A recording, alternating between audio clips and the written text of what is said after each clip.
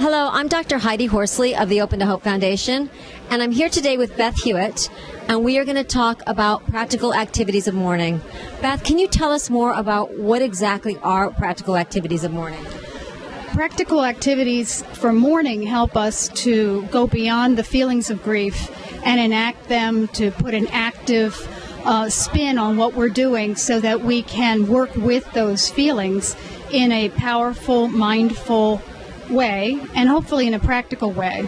In my book, More Good Words, Practical Activities for Mourning, I break down those activities into 5 aspects: the social, the emotional, the cognitive, the physical, and the spiritual aspects, so that people can look at areas in their life that they want to enhance and things that they can do. What are some of the things people can do? So, for example, from a spiritual aspect, one might begin a meditative practice with prayer beads, or with beads that I use. They call them bead blessings. Or one might visit a cemetery and talk with the loved one. And that seems like a very natural thing to do, but some people don't think of it. When they're grieving, they may not realize that these are actual mourning activities that can help them.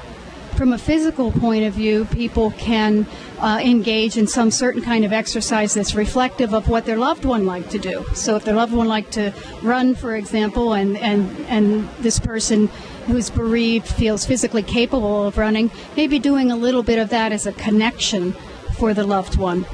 I like that, because I think sometimes when we're grieving, we feel so much better if we can get out and exercise, but we feel guilty. And so the idea of doing it as a way to connect and pay tribute to our loved one, I think would help people to start doing that. Yes, I think that all of these things, when put together, can help us to ground ourselves in the memory of our loved ones in a positive way that helps us to see that we remain connected.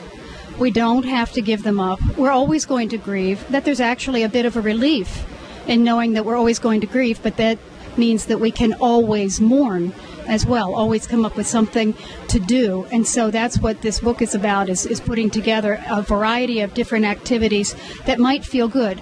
For example, in a social setting, one of my favorite activities is to break 2 or 3 decorative clay pots and then put them together as a group, and then look at the pots and name them for what they are. How broken is that pot versus how broken do I feel, so that we can start to put some vocabulary to how we're feeling. But we do it in a group where we even need to share the glue gun, so that we're reliant on each other and start to recognize how reliant we are on other people for mourning.